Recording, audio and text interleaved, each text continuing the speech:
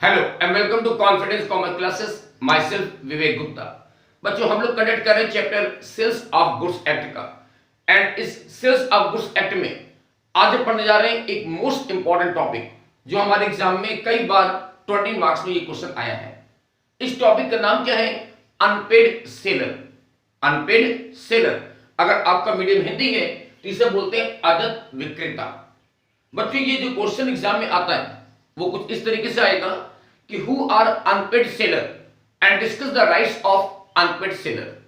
तो बच्चों, सबसे पहले समझते हैं कि इस सेल ऑफ गुड्स एक्ट के अकॉर्डिंग ये अनपेड सेलर हम किसे बोलते हैं। बच्चों, हमारे सेल्स ऑफ गुड्स एक्ट के सेक्शन 45 में अनपेड सेलर को डिफाइन किया गया है, जिसके अकॉर्डिंग अनपेड सेलर एक ऐसा सेलर होता है जिसने अपने गुड्स को क्रेडिट पर सेल किया है, यानी उसने अपना माल उधार बेचा है लेकिन क्रेडिट की डेट एक्सपायर हो चुकी है और उसे अपने उस गुड्स के एवज में या तो फुल्ली या पार्टली अमाउंट अभी तक रिसीव नहीं हो पाया है। उसने अपना माल क्रेडिट पर सेल किया था और क्रेडिट की डेट एक्सपायर हो चुकी है और उसे फुल्ली या पार्टली अमाउंट रिसीव नहीं हो पाया है, या फिर उसे अपने पेमेंट के एवज में कोई नेगोशिएबल इंस्ट्रूमेंट्स जैसे promissory notes, bill of exchange या चेक रिसीव हुई थी लेकिन वो इंस्ट्रूमेंट डिसऑनर हो चुका है, तो ऐसे सेलर को हम बोलते हैं अनपेड सेलर। तो बच्चों, अनपेड सेलर की मीनिंग क्या है? बहुत ही सिंपल है कि अनपेड सेलर का मतलब क्या हुआ कि एक ऐसा सेलर जिसने क्रेडिट पर गुड सेल किया था, उधार माल बेचा था, क्रेडिट की डेट एक्सपायर हो चुकी है, उसे अभी तक फुल्ली या पार्टली अमाउंट रिसीव नहीं हो पाया है, फुल्ली या पार्टली अमाउंट रिसीव नहीं हो पाया, या फिर उसे कोई प्रॉमिसरी नोट्स या चेक वगैरह रिसीव हुई थी पेमेंट के बेस में जो कि बाद में डिसऑनर हो गई है, तो ऐसे केस में वो सेलर अनपेड सेलर माना जाता है। ठीक है, तो अनपेड सेलर की मीनिंग क्लियर हो गई कि अनपेड सेलर कौन होता है। तो अब देखिए बच्चों, हमारे इस सेल ऑफ गुड्स एक्ट के अकॉर्डिंग अनपेड सेलर को कई टाइप के राइट्स दिए गए। अब उन राइट्स को हम लोग स्टडी पॉइंट ऑफ व्यू से दो कैटेगरी में डिवाइड करते हैं। कैसे? Against the goods and against the buyer. Against the goods and against the buyer. तो देखो बच्चों, सबसे पहले आता है अगेंस्ट द गुड्स। वैसे हम आपको बताएं, हमारे एग्जाम में जो क्वेश्चन आया है अभी तक इस टॉपिक से, वो ऑलवेज एग्जाम में पूछता है अगेंस्ट द गुड्स। जहां पे एग्जामिनर आपसे पूछेगा कि discuss the rights of unpaid seller against the goods, तो अगेंस्ट द गुड्स ही एग्जाम में वैसे हमेशा आता है। अगेंस्ट द बायर आज तक तो कभी एग्जाम में आया नहीं, बाकी हमारे कोर्स में है तो पढ़ लेते। ठीक है, तो एक अनपेड सेलर को हमारे इस सेल ऑफ गुड्स एक्ट के अकॉर्डिंग जो राइट्स मिलते हैं, उन राइट्स को हम यहां दो टाइप में, दो कैटेगरी में डिवाइड कर रहे हैं। अगेंस्ट द गुड्स यानी माल के विरुद्ध अनपेड सेलर के rights, and against the buyer यानी अगेंस्ट द क्रेता, क्रेता के विरुद्ध अनपेड सेलर के राइट्स क्या क्या है। ठीक है, तो सबसे पहले जो हमारा इंपॉर्टेंट टॉपिक है कि against the goods unpaid seller के पास क्या क्या राइट्स होते हैं। तो देखो बच्चों, against the goods unpaid seller के पास जो राइट्स हैं वो तीन टाइप के होते हैं। कौन कौन से? राइट ऑफ लेन यानी माल पर ग्रहणाधिकार या विशेषाधिकार, right of stoppage of goods in transit, माल को मार्ग में रोकने का अधिकार, and right of resale of goods, माल की पुनः बिक्री का अधिकार। तो आइए एक एक को समझते हैं डिटेल से। सबसे पहले आता है राइट ऑफ लेन। बच्चों, लेन वर्ड का मीन्स क्या होता है? तो लेन वर्ड का मीन्स होता है पोजीशन से। लेन वर्ड का मतलब क्या होता है? पोजीशन से, जिसका मीन्स यहां पर यह होगा कि अगर कोई सेलर जिसने क्रेडिट पर गुड्स सेल किया है और उसे अपना पेमेंट नहीं रिसीव हो पाया है, उसे ऐसा लगता है कि बार मेरा पेमेंट नहीं कर पाएगा, या एक्चुअली बार इंस्टॉलमेंट हो चुका है और उसे पक्का यकीन होगा कि बार मेरा पेमेंट नहीं करेगा या नहीं कर पाएगा, और ऐसे केस में ये जो गुड्स है सेलर ने अभी डिलीवर बायर को नहीं किया था, गुड्स पर अभी भी सेलर का ही पोजीशन बना हुआ है, उसने गुड्स अभी बायर को नहीं दिया है, तो ऐसे केस में ये राइट का यूज वो कर सकता है।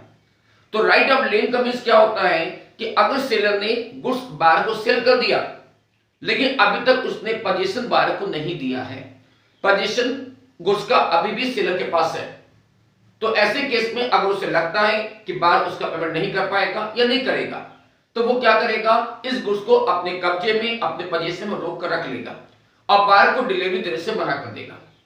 सोचना बच्चों, गुड्स सेल हो चुका है, यानी ओनरशिप मैं ट्रांसफर कर चुका हूं, लेकिन अभी मैंने गुड्स की डिलीवरी बायर को नहीं दिया, गुड्स अभी भी सेलर के पास ही है, और सेलर को ऐसा लगता है कि बायर उसका पेमेंट नहीं करेगा या नहीं कर पाएगा, तो वो क्या कर सकता है, गुड्स की डिलीवरी देने से मना कर सकता है, और बायर से कह सकता है कि सर अपना पेमेंट लेकर आइए और अपना गुड्स हमसे ले जाइए। तो इस राइट को हम कहते हैं राइट ऑफ लेन। तो बच्चों, लेन वर्ड का मतलब क्या हुआ, गुड्स को अपने पोजीशन में रोक कर रख लेना और तब तक डिलीवरी मत देना जब तक कि आपको पेमेंट नहीं मिल जाता। ठीक है, इसको बोलते हैं राइट ऑफ लेन। बट बच्चों याद रखते हैं बात को कि इस राइट का यूज सेलर तभी तक कर सकेगा जबकि फिजिकली वो गुड्स सेलर के पास होगा। अगर एट एनी हाउ सेलर के पास से ये गुड्स निकल गया, सेलर ने इसकी डिलीवरी किसी को दे दिया, तो फिर इस राइट का यूज वो नहीं कर सकेगा। दैट इज सिंपल रूल यहां पे कहता है, if the position is lost then this right will also be lost. अगर आपके हाथ से पोजीशन निकल गया, आपके पास एक गुड्स चला गया, तो फिर आप इस राइट का यूज नहीं कर पाएंगे। इस राइट का यूज आप केवल तभी तक कर सकते हैं जबकि फिजिकली वो गुड्स सेलर के पास होता है, तो राइट का यूज सेलर कर सकेगा। If the position is lost then this right will also be lost. Okay, तो ये पहला राइट था राइट ऑफ लेन, यानी गुड्स को अपने कब्जे में, अपने पोजीशन में रोक कर रख लेना। लेकिन इस राइट का यूज तभी तक कर पाएंगे जबकि ये गुड्स सेलर के पास होता है। अगर सेलर ने ये गुड्स किसी भी तरीके से बायर को या उसके एजेंट को या किसी भी थर्ड पार्टी को डिलीवर कर दिया, तो फिर हम इस राइट का यूज नहीं कर सकेंगे। Okay, next point, right of stoppage of goods in transit. Right of stoppage of goods in transit. हाँ जी, समझना बच्चों, अगर सेलर ने ऐसे गुड्स को बायर तक पहुंचाने के लिए ऐसे गुड्स को किसी ट्रांसपोर्टर को, किसी कैरियर को या किसी मिडिलमैन को डिलीवर कर दिया है और ये गुड्स अभी रास्ते में है, यानी इन ट्रांसिट है, लेकिन ये गुड्स अभी बायर तक नहीं पहुंचा है, और ऐसे केस में सेलर को ये कंफर्म न्यूज मिल जाती है कि बायर जो है इंसॉल्वेंट हो चुका है। Now buyer become insolvent, confirm हो गया, कोई डाउट नहीं है, कंफर्म हो गया कि बायर इंसॉल्वेंट हो चुका है। तो ऐसे केस में सेलर के पास ये राइट्स होता है कि वो ऐसे गुड्स को रास्ते में रुकवा सकता है और रुकवा कर उसको वापस अपने पोजीशन में ले सकता है, अपने कब्जे में वापस ले सकता है। तो इसे बोलते हैं right of stoppage of goods in transit. But बच्चों याद रखना, यहां पर लॉ ये कहता है कि ऐसा गुड्स एक्चुअली इन ट्रांसिट होना चाहिए, यानी रास्ते में ही होना चाहिए। अगर ये गुड्स एक बार बायर या उसके एजेंट तक पहुंच गया, तो फिर आप इस वाले राइट का भी यूज नहीं कर सकेंगे। क्यों? क्योंकि सोचिएगा, हमने गुड्स की ऑनरशिप ऑलरेडी पहले ही बायर को ट्रांसफर कर दिया है, तो अगर वो गुड्स भी बायर तक पहुंच गया, तो फिर हम बायर के पास से वो गुड्स वापस नहीं ले सकेंगे। और ऐसे केस में हमारे पास फिर एक ही राइट बचेगा, वो होगा सूट फॉर प्राइस, यानी हम बायर के अगेंस्ट में प्राइस के लिए सूट फाइल कर सकते हैं, लेकिन बायर के पास से हम गुड्स को वापस नहीं ले सकेंगे। तो दैट मींस इस राइट का यूज हम लोग केवल तभी कर सकते हैं जबकि एक्चुअली वो गुड्स इन ट्रांसिट होना चाहिए।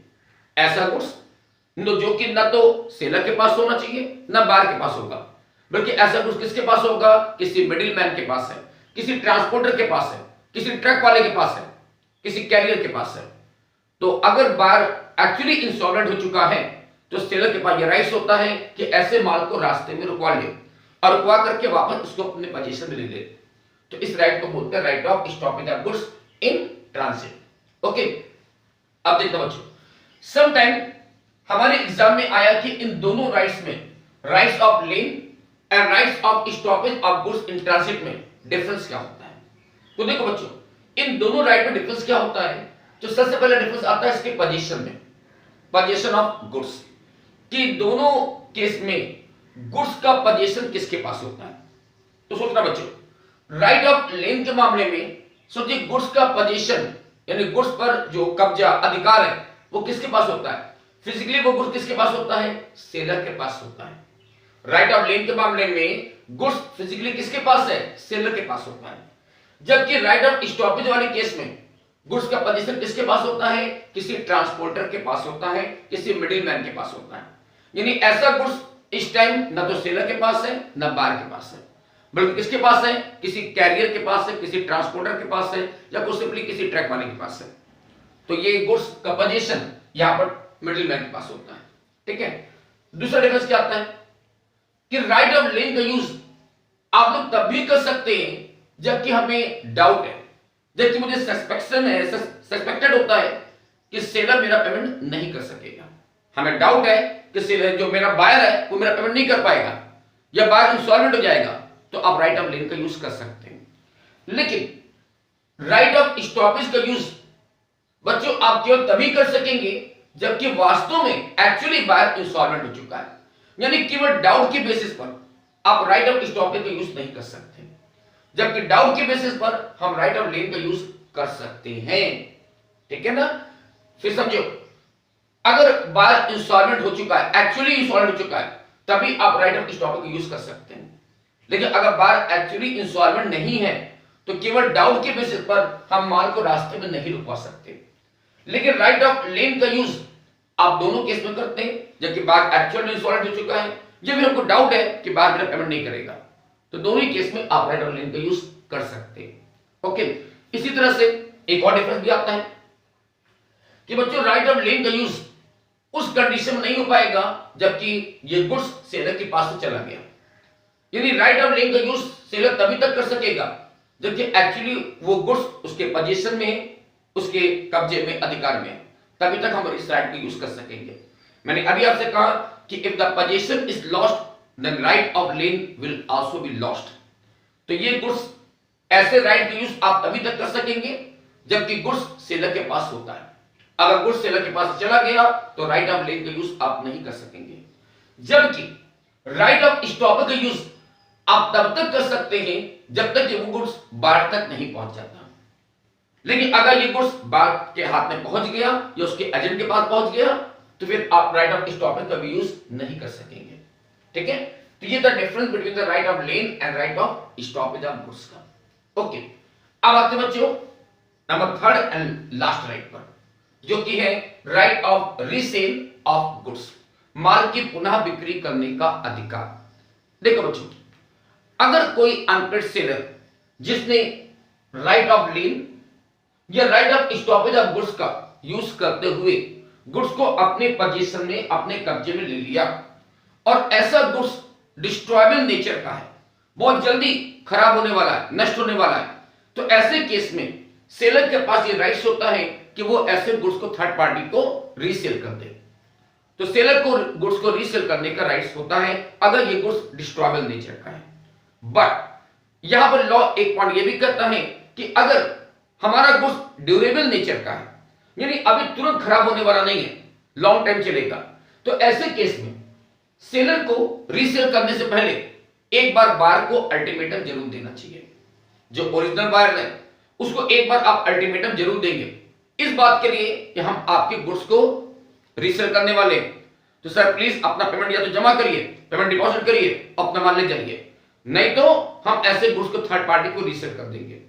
इस तरीके का एक अल्टीमेटम आप बायर को जरूर देंगे और अल्टीमेटम देने के बाद ही आप गुड्स को रीसेल कर सकते हैं। बच्चों ये लॉ क्यों बना है? क्योंकि सोचो हमने एक्चुअली गुड्स को एक बार सेल कर चुके तो ऑनरशिप तो बायर के पास है ना, तो बिना उसकी परमिशन के, बिना उसके नॉलेज के हम गुड्स को रीसेल नहीं कर सकते। तो एक बार हमें बायर को अल्टीमेटम जरूर देना होगा और अल्टीमेटम दे करके ही आप माल को रीसेल कर सकते हैं।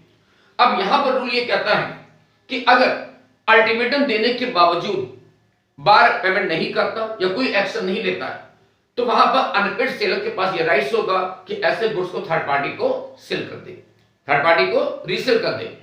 और इस रीसेल करने पर अगर उसे कोई लॉस होता है तो ऐसा लॉस वो ओरिजिनल बायर से रिकवर करने का राइट्स रखता है। ओरिजिनल बायर का मतलब जो जिसको हमने पहले सेल किया था। तो अगर रीसेल करने पर कोई लॉस होता है तो ऐसा लॉस आप ओरिजिनल बायर से रिकवरी करने का राइट्स रखते हैं। बट अगर रीसेल करने पर कोई प्रॉफिट होता है तो वो प्रॉफिट अनपेड सेलर खुद अपने पास रखेगा और उसे वो ओरिजिनल बायर को नहीं देगा। ठीक है, तो फिर से एक बार समझ ले कि यहां पर क्या कहता है कि अगर आपने अल्टीमेटम दिया बायर को और अल्टीमेटम देने के बाद आपने रीसेल कर दिया तो उस रीसेल पर अगर कोई लॉस होगा तो वो लॉस हम ओरिजिनल बायर से रिकवर कर सकेंगे। लेकिन अगर कोई प्रॉफिट होता है तो वो प्रॉफिट अनपेड सेलर खुद अपने पास रखेगा, वो प्रॉफिट ओरिजिनल बायर को नहीं देना पड़ेगा। लेकिन ये तभी हो सकेगा जब आपने अल्टीमेटम देकर सेल किया है।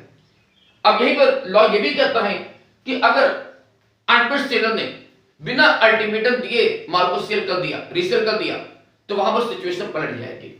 अब वहां पर रूल ये होगा कि अगर रीसेल करने में कोई लॉस हुआ तो वो लॉस अनपेड सेलर को खुद बियर करना पड़ेगा, लेकिन अगर कोई प्रॉफिट होता है तो वो प्रॉफिट हमें ओरिजिनल बायर को देना पड़ जाएगा।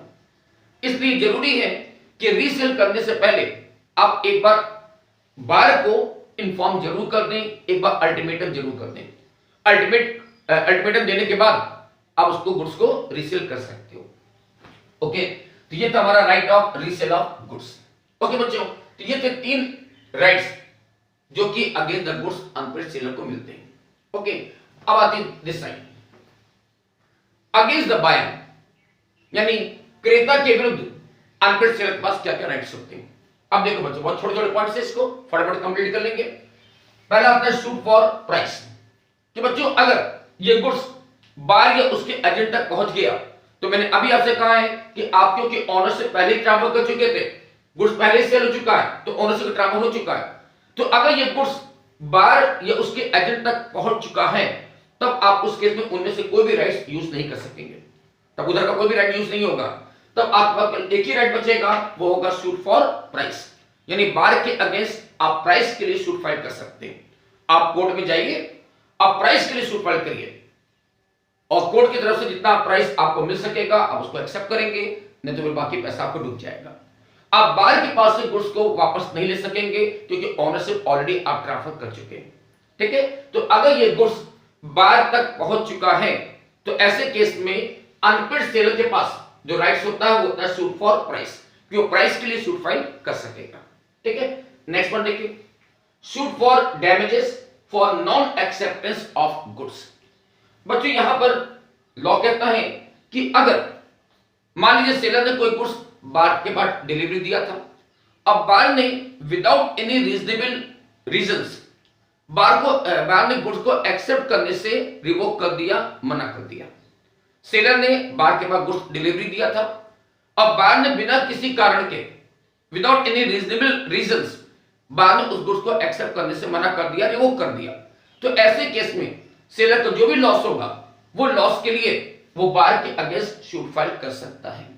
ठीक है ना, तो suit for damages for non acceptance of goods, कि सेलर अगर गुड्स सेल डिलीवरी देता है, अब बायर बिना किसी विशेष रीजन के, बिना without any reasonable reasons goods को एक्सेप्ट करने से मना कर दे रहा है, तो ऐसे के जो भी सेलर को लॉस होगा, वो लॉस बायर से रिकवरी करने का राइट रखता है। और लास्ट पर आता है सूट फॉर इंटरेस्ट, कि अगर बायर पेमेंट करने में डिले करता है, तो ऐसे केस में उस डिले पीरियड के लिए सेलर को इंटरेस्ट चार्ज करने का भी राइट्स होता है, और वो इंटरेस्ट के लिए भी सूट फाइल कर सकता है। अगर कोई पीरियड फिक्स किया गया था, वो पीरियड एक्सपायर हो गया और आपने पेमेंट नहीं किया, तो ऐसे केस में सेलर आपके ऊपर इंटरेस्ट चार्ज करने का भी राइट्स रखता है। बट ये राइट्स का यूज वो तभी कर सकेगा जब इसके लिए पहले से ही इंफॉर्मेशन दी गई है कि सर अगर आप पेमेंट नहीं करेंगे तो हम आपको इंटरेस्ट चार्ज करेंगे। तो अगर इस तरह से पहले से इंफॉर्मेशन दी गई है, तो आप इंटरेस्ट के लिए भी सूट फाइल कर सकते हो। ठीक है, तो वो था अगेंस्ट द बायर। तो बच्चों इस टॉपिक से जो क्वेश्चन वैसे आता है एग्जाम में, वो तो हमेशा आता है अगेंस्ट द गुड्स, बट क्योंकि हमारे कोर्स में है तो हमने दोनों तरह से राइट आंसर डिस्कस किए, against the goods and against the buyer. Unpaid seller के पास क्या क्या राइट्स होते हैं। ओके बच्चों, तो ये था हमारा क्वेश्चन अनपेड सेलर का। होप सो आपको मेरा ये क्वेश्चन समझ में आ गया है। फिर भी अगर कोई डाउट्स है, कोई प्रॉब्लम है, तो इसको मुझे क्लास में आप डिस्कस कर सकते हैं। Okay, so till then good day, thank you and